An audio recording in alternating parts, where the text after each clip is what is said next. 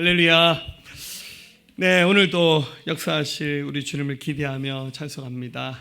강의 설교 오늘 8번째 시간으로 사역자로 살라라는 제목을 통해서 우리 피차 함께 은혜 있기를 원합니다. 네, 가을의 끝자락에 서 있습니다. 겨울이 서둘러 오는 것 같습니다. 지나간 시간은 항상 아쉽고 다가오는 시간은 항상 기대가 됩니다. 한 해가 끝난 것은 아니지만 이제 한 달 남은 이 시점 올 한 해를 잘 마무리하면서 새로 다가오는 계절과 시간들을 아름답게 계획하시고 설계하신 은혜가 여러분들에게 있기를 주의 이름으로 부탁드립니다. 오늘 이 말씀을 통해서 나누고 싶은 말씀은 우리의 삶이 하나님의 뜻을 이루어드리는 삶에 집중하기를 원합니다. 하나님이 우리를 지명하여 부르셨어요. 이 자리에 앉아있는 사람 중에서 한 사람도 하나님이 부르지 않았는데 나올 수 있었던 사람은 아무도 없습니다. 많은 내적 갈등과 영적 전쟁들을 치르면서 여기까지 오셨고 또 그 부르심에 맞는 각양각색의 훈련들을 받으면서 여러분들 여기까지 오셨어요. 모든 사람들이 다 하나님께서 다듬어 쓰시기 위해서 그 부르심에 맞는 훈련들을 받으면서 여기까지 오셨어요. 주님의 뜻을 이루어드리는 삶에는 다이어트가 필요합니다. 불필요한 것들을 내려놓는 작업들을 해야만 주님이 더 편히 쓰실 수 있기 때문에 여러분 부르신 하나님께서 다듬은 그 과정들을 거치면서 여기까지 오셨습니다. 그래서 여러분들 인생의 어느 시점에 서 있든지 간에 내 삶의 이유들, 나의 그 부르심의 이유들을 찾으면서 여러분들 하나님 앞에 설 수 있기를 주의 이름으로 부탁드립니다. 어느 분의 간증입니다.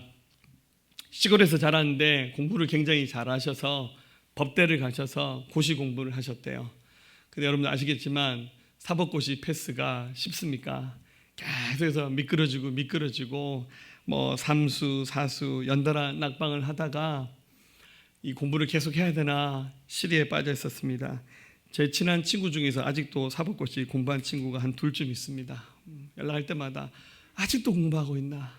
그만해라 하는데 아직 장가도 안 가고 그냥 그러고 있더라고요. 예. 이분이 그렇게 시험 계속 미끄러지다가 낙심한 채 길을 지나가다가 들판에 해바라기 꽃이 피어있는 장면을 봤는데 해바라기 꽃이 너무너무 예쁘더래요. 평상시에 그렇게 많이 봤던 꽃인데 그 해바라기 꽃이 너무 아름다워서 감탄하면서 이렇게 말했습니다. 해바라기 한 송이가 이렇게 예쁜 꽃이었는 것을 몰랐죠. 너무너무 신기하다는 생각이 들어서 사실 저 해바라기 꽃 어디 가게 가면 한 몇천 원만 주면 한 송이 살 수 있잖아요.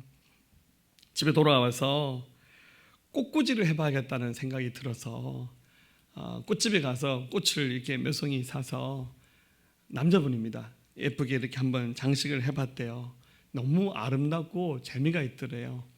그래서 어려운 형편이지만 학원을 다니면서 꽃꽂이 하는 것을 전문적으로 배우기 시작했습니다. 사법고시 공부하던 분이 그 짓을 하는 거예요. 사람들이 봤을 때는 좀 우습고 이해가 안 되는 장면이었죠. 근데 이게 너무너무 재밌었어요. 그래서 가게를 사려는데 노점 가게입니다. 그 가게는 리어커. 그리고 거기다가 꽃을 사서 막 파는데 그게 너무너무 즐겁더래요. 팻말을 세웠습니다. 이렇게 써놨습니다. 여기 오시면 꽃이 예술이 됩니다. 그래서 꽃다발 이렇게 만들어서 팔 때 예쁘게 만들어서 파는데 저는 잘 몰랐는데 우리나라에 이렇게 꽃꽂이 하는 분들 대회도 있대요. 코리아컵 플라워 디자인 뭐 이런 대회도 여기 나가서 이분이 거기서 대상을 탔대요. 그리고 여기서 멈추지 않고요 독일까지 가서 저는 그런 말 처음 들었는데 플로리스트라는 말이 있대요. 플로리스트 마스터가 되어서 그 대회에 나가서 1등을 하셨대요.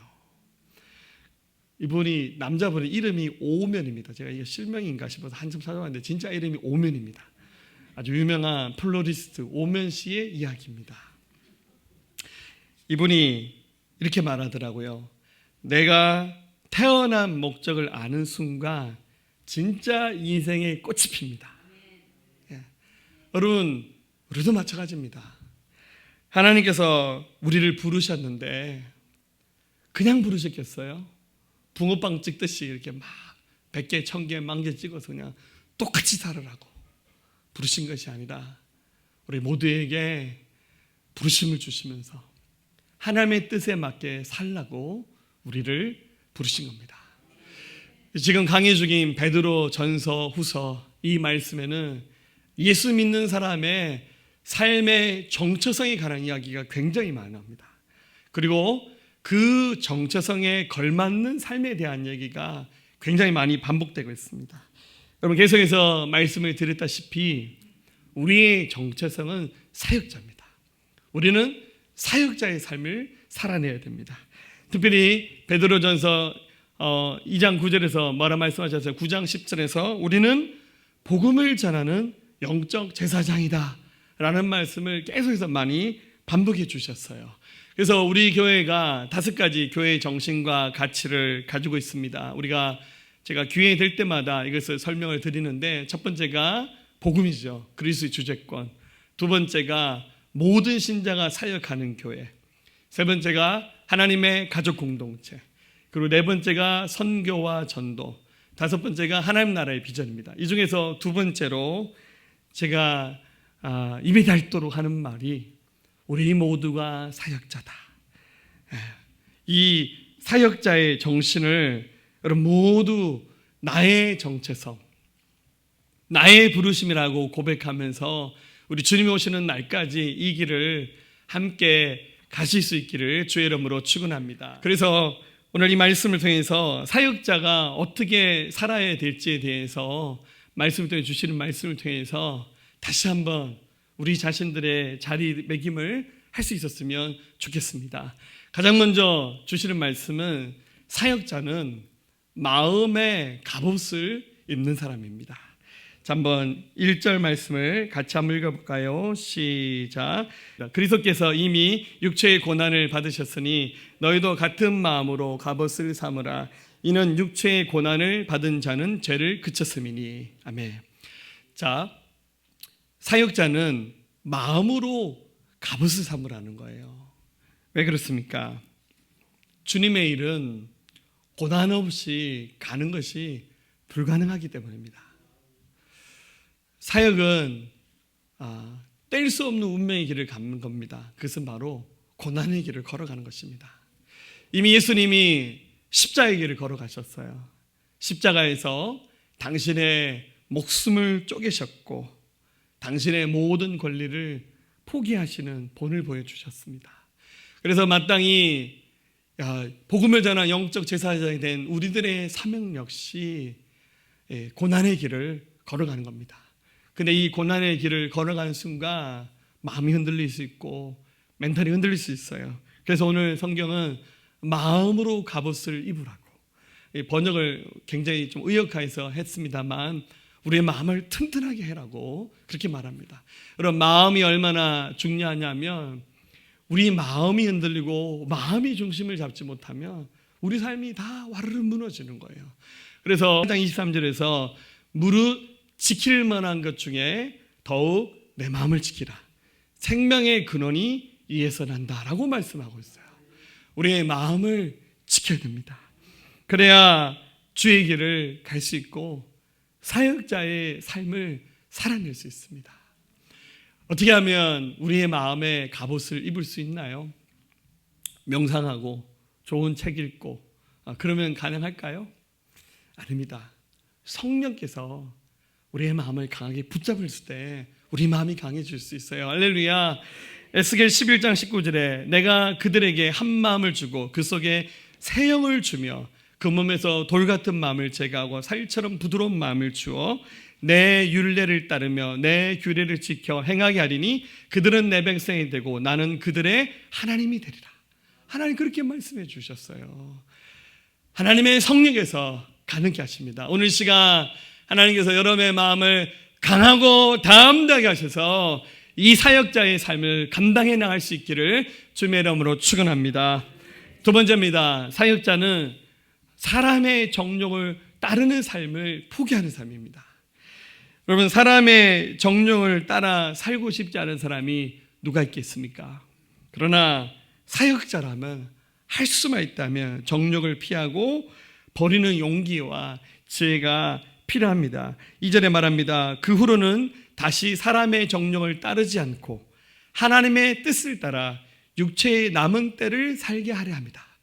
우리의 인생의 남은 시간은 육체가 원하는 삶을 살지 않는 것, 이것이 하나님의 부르심이라는 겁니다. 여러분, 오늘 본문은 사람의 정욕에 속한 삶이 무엇인지에 대해서 구체적으로 3절에 언급하고 있는데 우리가 잘 아는 겁니다. 너희가 음란과 정욕과 술 취함과 방탕과 향락과 무법한 우상 숭배를 하여 이방인의 뜻을 따라 행한 것은 다 지나간 때로 족하도다. 뭐죠? 음란, 정욕, 술 취함, 방탕, 향락, 무법한 우상 숭배. 여러분, 이것은 다 지나갔습니다.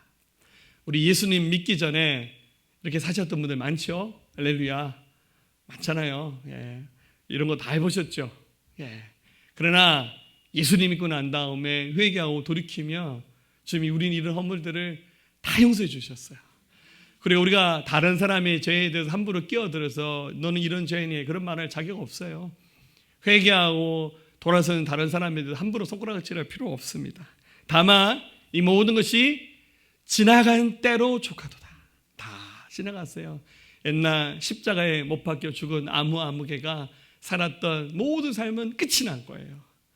사역자는 더 이상 이런 삶에 기울이지 않고 하나님의 의를 이루어가는 삶에 더 초점을 맞춰가는 겁니다. 그러나 세상 사람들은요, 막 살아갑니다. 세상 사람들은요, 이게 죄를 죄로 여기지 않는 세대가 되어버렸어요. 그래서 오히려 이렇게 좀 구별되게 살아간 우리를 이상하게 봐요. 예수 믿는 사람들 희한하다. 여러분, 예수님 잘 믿는 사람들 이런 소리를 듣는 거예요. 할렐루야. 지랑 내랑 똑같으면 이런 얘기 안 듣는 거예요. 근데 새생명교회 진짜 천연기념물들만 산다. 할렐루야. 잘 살고 있다는 말이고 잘 믿고 있다는 뜻이에요. 5절에 이러므로 너희가 그들과 함께 그런 극한 방탕에 다름질하지 아니하는 것을 그들이 이상히 여겨 비방한다고. 그럴 수밖에 없어요. 야, 너희 참 이상하다. 이상한 게 아니라 우리가 잘 살고 있는 거예요. 할렐루야. 그런 말에 귀 기울이지 마시고 귀를 닫아버리세요. 중심을 잡으셔야 됩니다. 우리는 사역자입니다. 우리 하나님의 사람이에요. 6절에 그들이 산 자와 죽은 자를 심판하게 예비하신 이에게 사실대로 구하려. 우리는 주님께만 얘기하면 돼요. 그 말에 흔들리지 않고 중심을 잡고 나가시면서요, 이렇게 살아가는 거예요. 우리가 사람의 정욕에 속한 삶을 살지 않는 이유는 그렇게 살아야 구원받기 때문이 아니에요. 구원받은 하나님의 백성이 되었기 때문에, 사역자이기 때문에 이런 삶을 포기하는 거예요. 몸이 원하는데 육이 원하는 대로 살지 않고 하나님을 기쁘시게 드리는, 로마서 7장 5절에 그렇게 살아가는 자들은 뭡니까? 사망의 열매를 맺고 살아가는 거예요. 이런 사망의 열매가 아니라 의의 열매, 성령의 열매를 맺고 살아가시는 여러분 되시기를 주의 이름으로 축원합니다. 사역자는 영으로 하나님을 따라 살아가는 사람입니다. 여러분, 우리 육은 쉽고 편하고 복잡하지 않고 가볍게 살아가는 삶을 자꾸 추구합니다. 그러나 우리 영은 하나님을 만나고 난 이후에 우리 영은 자꾸 하나님을 갈망해요. 그래서 우리 믿음이 자라나기 시작하면 우리 영은 하나님이 기뻐하시는 것과 하나님이 기뻐하지 않는 것들을 자연스럽게 분별합니다. 영분별이라는 게 갑자기 어느 날 갑자기 영분별사를 쫙 받아가지고 막 투시하고 막 이런 경우도 간혹 있겠지만 꼭 그런 것만 의미하지 않아요. 믿음이 자라나면 자연스럽게 하나님이 기뻐하시는 영적인 일과 육에 속한 일이 뭔지 분별이 돼요. 여러분, 로마서 7장 8장에서 사도 바울이 자기 내면에 있는 그 갈등을 얘기하잖아요. 여러분들, 이 로마서가 사도 바울이 예수님 감 믿고 쓴 성경이 아니라 그의 사역 거의 마지막에 기록된 성경 중에 하나예요. 굉장히 영적으로 깊은 단계에 있었던 노 사도가 하는 말이 내 속에 하나님의 법을 즐거워하는 마음과 세상 거 죄를 즐거워하는 마음이 늘 갈등을 일으키면서 부딪힌다고. 뭐라 말합니까? 오호라 나는 곤고한 사람이로다. 누가 이 사망의 몸에서 나를 건져낼 수 있겠느냐. 그 깊은 한탄이 무슨 뜻입니까? 육과 영이 늘 부딪히는 거예요. 그러니까 여러분들 믿음 생활 하다가 흔들리고 죄질 생각이 다가오고 또 죄를 짓기도 하는 것이 어떤 점에서 굉장히 자연스러운 일인지도 몰라요. 그러나 거기에 빠져들지 않고 사역자는 영으로 하나님을 따라가는 삶을 선택하는 겁니다. 6절에 이를 위하여 죽은 자들에게도 복음이 전파되었으니 육체로는 사람으로 심판을 받으나 영으로는 하나님을 따라 살게 하려 합니다. 영으로 하나님을 따라서 주님을 기쁘시게 드리는 삶을 살기를 주의 이름으로 축원합니다. 때로는 여러분들 영을 따라가는 길이 육으로는 손해보는 길이 많아요. 누가 몰라주는 길도 많아요. 그러나 주님께만 영광이 된다면 그 길을 즐겁게 따라가시는 사역자의 정체성을 지켜나가시기를 주의 이름으로 축원합니다. 그 다음 사역자는 근신하여 기도하는 사람입니다.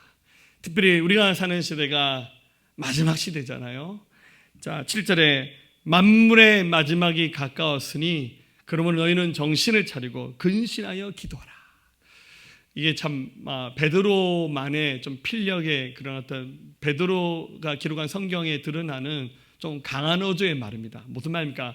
정신 차리라는 거예요. 마지막 시대야, 정신 차려. 여러분 이 말을 그냥 부드럽게 정신 차려 주실까요? 이런 말이 아니에요. 성도들 향해서 정신 차리라고, 지금 때가 어느 때인데 그 말이에요. 마지막 시대라는 거예요. 여러분 마지막 시대는 향방 없이 막 흘러갑니다. 세상이 어떻게 흘러갈지 몰라요. 흥청망청 사람들이 막 살아갑니다. 누가 기도하고 누가 예배하는 데 힘씁니까? 코로나가 그냥 사람들에게 아예 계급장을 줘버렸어요. 그냥 쉽게 믿어도 된다, 가볍게 해도 된다. 어디 성경에 그런 게 나옵니까? 우리 시대에 그냥 이게 기준이 없어요. 저는 내년에 대통령 선거 굉장히 걱정이 됩니다. 대통령 후보에 나온 사람 중에 마음에 드는 분이 아무도 없어요. 할렐루야. 저를 좀 보내주세요. 할렐루야. 진짜 우리 그런데도 사람들이 지지하는 거 보면 우리 시대가 어느 시대로 가려고 하는지 걱정이 굉장히 많이 됩니다. 마지막 시대에 누가 뭐라 해도 우리 사역자들, 그리스도인들이 근신하면서 자기 자리를 지키면서 우리 기도해야 되지 않겠어요? 여러분 저절로 되는 사역 아무것도 없어요. 본인이 뼈를 깎는 인내를, 대가지불을 두려워하지 않고 나가야 이 모든 사역을 감당할 수 있지 않습니까? 마지막 시대입니다. 이 세상 영원하지 않습니다. 곧 지나갑니다. 근신하여 기도하는 사역자들 되시기를 주의 이름으로 축원합니다. 다섯 번째, 무엇보다도 뜨겁게 서로 사랑하고 다른 사람을 대접하고 섬기는 일에 열심을 내야 됩니다. 8절과 9절 읽어볼까요? 무엇보다도 뜨겁게 서로 사랑할지니 사랑은 허다한 죄를 덮느니라. 서로 대접하기를 원망 없이 하라. 여러분들 마지막 시대는 이기주의가 팽배한 시대입니다. 이기주의보다 더 무서운 것은 개인주의입니다. 다들 본인만의 공간에 들어가서 안 나와요. 차라리 이기주의는 서로 막 싸우다 보니까 서로 막 내 거 네 거 찾아보니까 이기심이 발동되는데 마지막 시대 되면 아예 이제 사람들이 다 굴속에 들어가서 안 나와요. 집에서 맨날 텔레비전만 쳐다보고 있고 인터넷만 하는 거예요. 바깥으로 활동 안 해요. 뭐 저기 배민 시키면 다 배달 다 돼요. 여러분들 인터넷으로 주문하면 집으로 먹는 거 다 갖다 줘요. 이게 바깥으로 이제 나다닐 필요가 없는 시대가 올지도 몰라요. 그러니까 이제 교회는 완전 아날로그죠. 특별히 여러분들 코로나가 극성인데요. 또 새로운 변이 바이러스가 등장했다는데 그 헬라어 알파벳 단어 중에 오미크론이라는 단어가 있는데 그 알파벳 글자를 따서 새로 나온 변종이 오미크론이래요. 난리가 났습니다.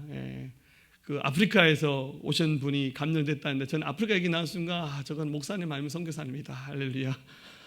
근데 아니나 다를까 교회에 연관돼서 막 욕을 먹고 난리가 났어요. 여러분들 같이 욕하지 마세요. 여러분들 코로나 걸린 게 죄입니까? 아니 감기 걸리는 게 죄예요. 감기 걸릴 수도 있고 코로나 걸릴 수도 있어요. 근데 사람들이 너무 예민하고 너무 화가 많이 나 계신 것 같아요. 그래가지고 오늘도 포항 35명 할렐루야. 걱정하지 마세요. 코로나 걸려도 안 죽습니다. 할렐루야. 하나님께서 제가 너무 맹신적으로 말하는 게 아니라 우리가 방역수칙 지켜서 최선을 다하되 겁먹지 말라는 거예요. 그럼 많은 의학자들이 생물학자들이 말하기를 코로나든 뭐든 전염병의 최후 변종은 모든 사람이 다 감염되는 거예요. 그렇지만 이 바이러스가 크게 영향력이 없이 그냥 걸려도 지나가는 거예요. 여러분들 감기 걸려서 걱정합니까? 그런 것처럼 이번에 나온 오미크론이 그렇게 영향력이 높지 않은 변종 바이러스일 가능성이 크답니다. 이 말은 코로나가 끝이 나간다는 뜻입니다. 이렇게 핵심을 잘 파악하시면서 걱정하지 마시고 두려워하지 마시고 다만 우리 예수 믿는 사람들이 두려워하는 사람들 좀 품어줍시다. 우리가 뜨겁게 사랑해야 하잖아요. 여러분 사랑은 만명통치약입니다.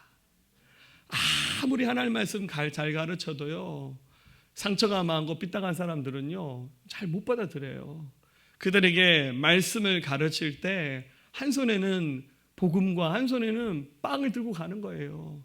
가서 배고픈 사람 먹이고 그 아픔을 품어주고 뜨겁게 사랑하면 뭐라 말씀하셨습니까? 허다한 죄를 덮을 수 있다고. 예. 대접할 때 원망 없이 그냥 화끈하게 여러분들 대접해 주세요. 할렐루야. 예, 그냥 사랑해 주는 거예요. 계산하지 말고. 예. give and take. 내가 줬으니까 네 이거 줘야 된다. 예. 부조하듯이 내가 이렇게 부조해서 당신 나한테 부조해야 돼. 그러지 말고 그냥 못 받을 거 생각하고 그냥 주세요. 할렐루야. 그게 예수님 정신 아닙니까? 여섯 번째 사역자는 은사대로 서로 봉사하는 겁니다. 여러분 은사는 하나님의 선물이잖아요. 기프트입니다. 하나님 우리에게 많은 은사를 주셨는데요 10절에 각각 은사를 받은 대로 하나님의 여러 가지 은혜를 맡은 선한 청지기 같이 서로 봉사하라고. 여러분 하나님이 나에게 어떤 은사를 주셨다는 말은 하나님이 그 은사에 걸맞는 사역을 하면서 영광 받기를 원하신다는 거예요. 여러분들 우리 교회 최근 오신 분들이 가끔 그런 말 하더라고요. 우리 새생명교회 아직 교회는 작은데 지금 1000명에서 900명 모자라거든요. 할렐루야. 우리 제주로 치면 한 950명. 예. 근데 어떻게 이렇게 제주 많은 사람이 많냐고 이런 얘기를 자주 해요. 진짜 하나님이 많은 달란트들을 선물 주셔서 이미 지금 우리 사역자들은 1000명 교회를 지금 이미 다 준비해놨어요. 할렐루야. 이번 주에 좀 일이 있어서 우리 교회 반주자들 이렇게 한번 쫙 모아서 단톡방 하나 만드는데 우리 교회에서 공식적으로 임명돼서 반주한 분이 9분이 되더라고요. 할렐루야. 와, 이렇게 많은지 몰랐어요. 여기 뭐 전공자도 있고 또 전공자 아닌데 전공자 이상으로도 잘하시고 다들 얼굴이 안 찡그리고 할렐루야. 영감의 반주자 얼마나 감사해요. 주방에서 나온 우리 음식 사실 코로나는 아니면 우리 여기 그죠 포항에 있는 제일 좋은 호텔 셰프보다 나아요. 할렐루야. 얼마나 하나님께서 많은 은사들 주셨어요. 문제는 그것을 쓰는 것, 그것을 통해서 영광을 하나님께서 받으시도록 하나님 앞에 자기 삶을 드리는 게 사역자의 본분 아닙니까? 여러분 은사대로 기도 은사 주셨으면 기도 자리 나오세요. 섬김의 은사 주셨으면 섬기셔야 돼요. 많은 주신 달란트들 묵혀두지 말고 아름답게 사용하시는 여러분 되시기를 주의 이름으로 축원합니다. 7번째입니다. 모든 사역을 자기 힘으로 하지 말고 주님이 주시는 힘으로 감당하시기를 축복합니다. 주님의 일은 내 힘으로 하는 거 아닙니다. 주님이 하는 걸로 하시는 겁니다. 11절에 만일 누가 말하려면 하나님의 말씀을 하는 것 같이 하고 누가 봉사하려면 하나님이 공급하시는 힘으로 하는 것처럼 하라고. 주님의 힘을 하는 거예요. 부족하면 주여 힘 딸립니다. 주님 도와주세요. 주님 넉넉히 감당할 수 있는 그런 은혜를 다해달라고 구하시기를 주의 이름으로 축원합니다. 마지막입니다. 모든 일은 내 영광이 아니라 오직 주님께 영광이 되는 사역이 되어야 됩니다. 11절에 이는 범사에 예수 그리스도로 말미암아 하나님 영광을 받으시게 하려 함이니 그에게 영광과 권능이 세세에 무궁하도록 있느니라. 아멘. 주님께 영광이 되어야 돼요. 여러분, 저는 개인적으로 찬송을 불러도요, 저도 예수님 처음 믿었을 때는 막 은혜 받는 때잖아요. 그때는 제일 좋아하던 찬양이 맨날 지지 짜는 찬양 있잖아요. 막 나 같은 죄인 살리시, 뭐 멀리 멀리 갔다, 이런 찬양 너무 좋더라고요. 근데요, 예수님을 더 많이 만나면 만날수록 그런 찬양보다요, 하나님께 영광 돌리는 찬양이 너무 좋아요. 모든 영광 하나님께 올려드립니다. 하나님 받아주십시오. 그러니까 주의 이름을 높여드리는 게 너무너무 좋은 것 같아요. 여러분, 우리 사역의 최종 완성은 내게 영광이 되는 삶이 아니라 나는 좀 영광이 안 돼도 좋으니까 주님께 영광이 되는 삶에 초점 맞추는 것, 그게 사역자의 삶의 최종 완성 마침표가 되기를, 우리 마지막 순간에 우리 이름은 없어지고 주님 이름만 남고 교회만 남는 이런 사역자의 길을 가시기를 주의 이름으로 축복합니다. 지금 한국 나이로 102살이 되신 노 교수님이 계신데, 연세대학교 명예교수인 김영석 교수님, 이분이 쓴 책이 여러 가지 있는데 100년을 살아보니라는 책이 있습니다. 102살이니까 뒷방 신세 지고 있는 할배인가? 아니라 이분 굉장히 왕성하게 활동하세요. 한 몇 주 전에도 포항에 한번 오셔서 강연하셨거든요. 연세대 교수로 있다가 65세에 은퇴하고 그 이후에 지금 37년이 지났는데 지금도 매주마다 전국을 돌아다니면서 강연하시고 책 쓰시고 TV에도 나오시고, 지금도 건강관리하기 위해서 매주마다 수영장 다녀서 수영하시고 산책하시고 그러신대요. 자기 아내는 자기가 84살 될 때 먼저 세상을 떠나셨대요. 그러난 다음에도 포기하지 않고 계속해서 왕성한 사역을 하시는데, 물론 이제 굉장히 믿음이 좋으신 크리스찬입니다. 이분이 이 책에서 뭐라 말하냐면, 자기 인생의 최고 절정기 때 나이는 60세에서 75세였을 때가 가장 좋았다고 그렇게 말하더라고요. 저도 가끔씩 나도 늙었는데 이런 좀 헛소리를 제가 한씩 하는데, 이분 얘기 들으면서 굉장히 반성을 하게 되더라고요. 이분 책에서는 그렇게 얘기했는데, 얼마 전 인터뷰에 보니까 책하고 좀 다르게 가던데, 자기가 98세, 9세 했을 때가 너무 좋았다고. 이분은 계속 좋대요. 할렐루야. 이렇게 말하더라고요. 사랑이 있는 고생이 행복이었다는 것을 알기까지 90년이 걸렸습니다. 주의 일을 하는 거 좀 이렇게 표현할게요. 개고생하는 길입니다. 사역은. 그렇지만 거기에 우리 예수 그리스도의 사랑, 상이 있고 주님이 알아주시잖아요. 그 길을 멈추지 않고 가는 제자의 삶, 그게 바로 우리가 가야 될 길입니다. 말씀 마치기 원합니다. 제가 어젯밤에 꿈을 꿨어요. 제가 개꿈 전문가인데, 개꿈 많이 꾸는데 어제 밤에 꿈을 꾸고 일어나서 새벽에, 우리 주일날 새벽 예배가 없는데 이제 우리가 극한 직업, 새벽에 항상 일어납니다. 그래서 새벽에 일어나서 집에서 거실에 나와서 한 1시간 정도 앉아 있다가 너무 참 신비한 꿈이라는 생각이 들어서 그 꿈의 의미를 좀 묵상 한번 해봤어요. 꿈속에서 저희 사랑하는 성도들이 다 큰 배에 올라탔더라고요. 저렇게 큰 배였습니다. 작은 배가 아니고 굉장히 큰 배인데, 이 배가 조그만 내항에서 출발하는데 딱 보니까 구룡포 내항 같더라고요. 제 고향이 거기잖아요. 그래서 거기서 이렇게 큰 배가 이렇게 출발하는데, 여러분들 배를 왜 띄웁니까? 고기 잡으러 가는 거잖아요.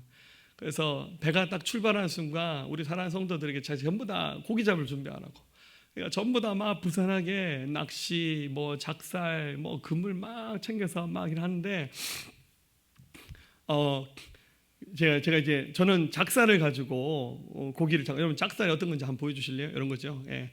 이렇게 뾰족한 침이 있는 작살을 이렇게 고무줄 가지고 이렇게 탁 튕겨서 고기를 잡는 거잖아요. 근데 이 작살이 이게 너무 안 날카로운 거예요. 준비를 했는데. 그래서 왜 이렇게 날이 무디냐, 좀 좋은 거 가져오지. 제가 누구에게 얘기했냐면 우리 오태구 지사님 얘기를 했어요. 그랬더니 배가 이미 출발했는데, 목사님 가서 사올까요?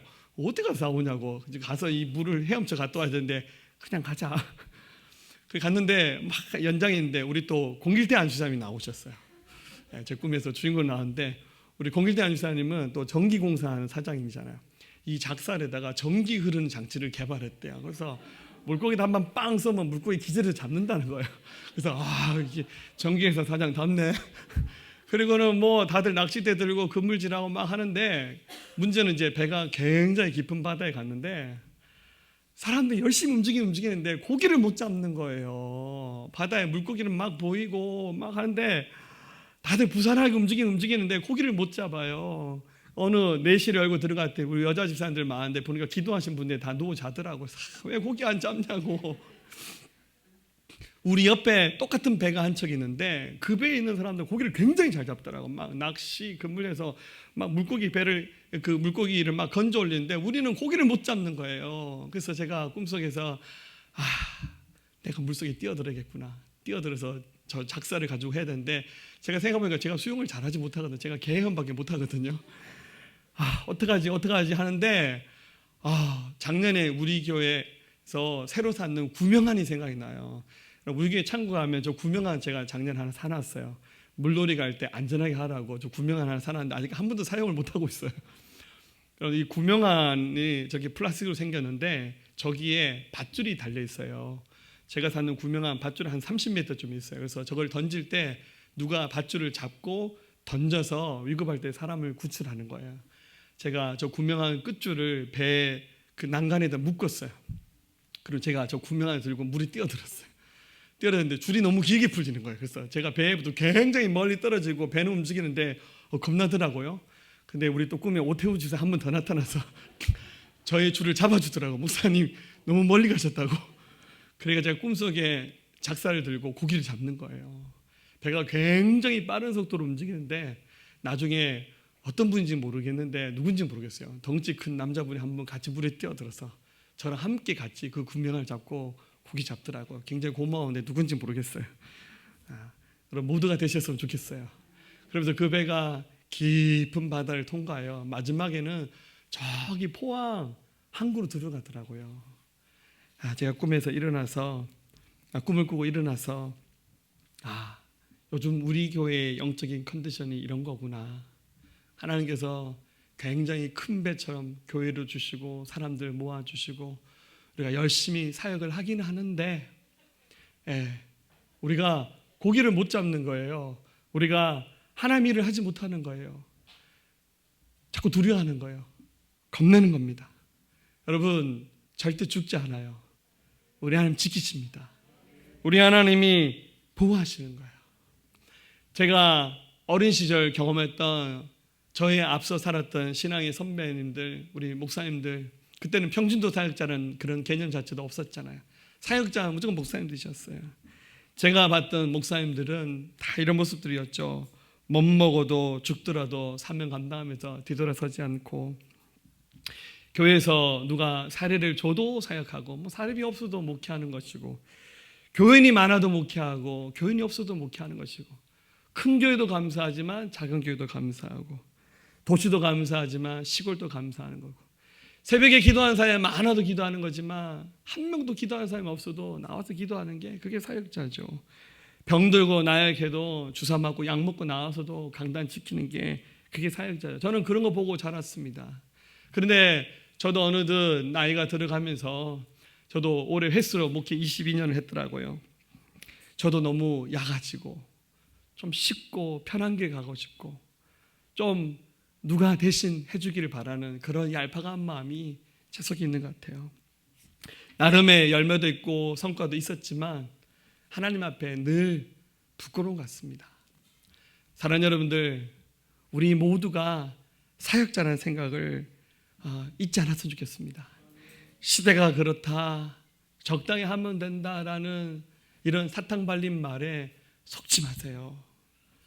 여러분의 정체성을 지키면서 저는 저대로, 여러분대로 이 길을 함께 갔으면 좋겠습니다. 할렐루야. 자, 한번 따라합시다. 나는 사역자입니다. 자, 옆에 분에게 당신도 사역자입니다. 우리의 정체성이 흔들리지 않고 이 마지막 시대에 정신 차려가면서 주의 일을 함께 이루어가는 아름다운 사역자의 삶을 살아내시는 여러분 되시기를 주님의 이름으로 축원합니다. 우리 모두의 믿음의 고백으로 이 시간 하나님께 올려드리겠습니다.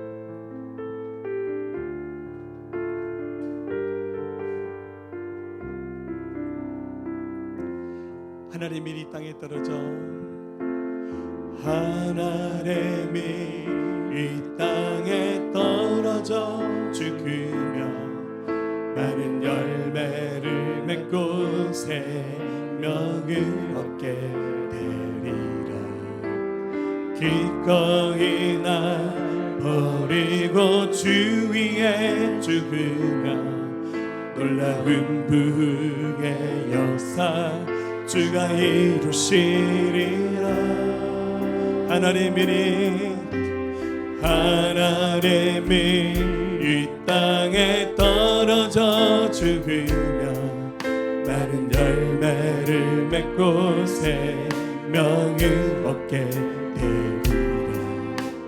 기꺼이 날 버리고 주 위에 죽으며 놀라운 부흥의 역사 주가 이루시리라. 주여 내 생명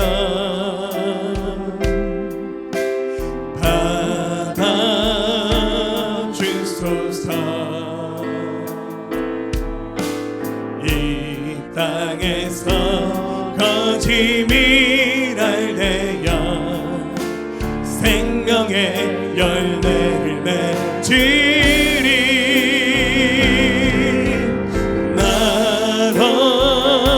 나원합니다.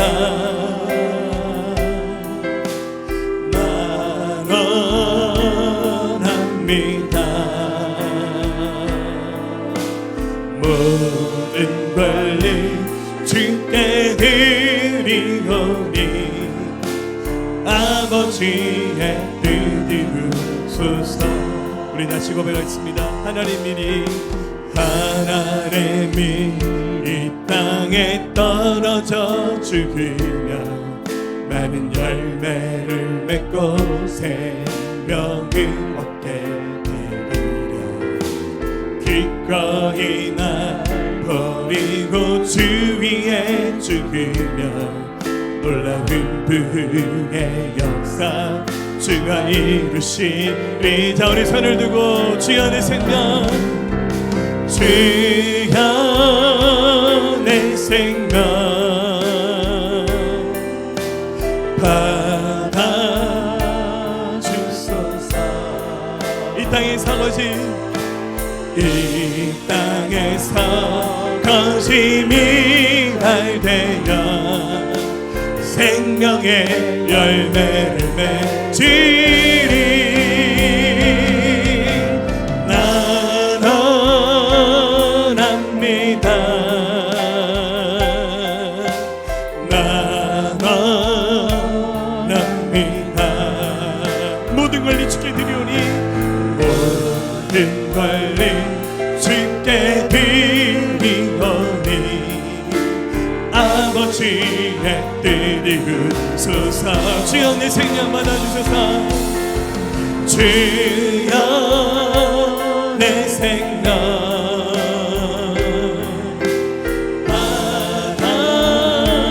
받아주소서. 이 땅에서 거짓이랄 되어 생명의 열매를 맺으리.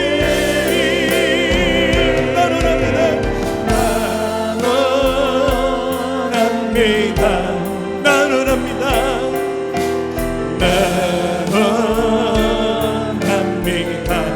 모든 권리 주께 드리오니 모든 권리 주께 드리오니 아버지의 뜻이 이루소서. 하나님이랄로 은을 부르시는 거룩한 주님의 위대한 부르심 돛대를 향하여 우리 달려갈 때 영원한 하늘에 영광 보게 되리. 주여 내 생명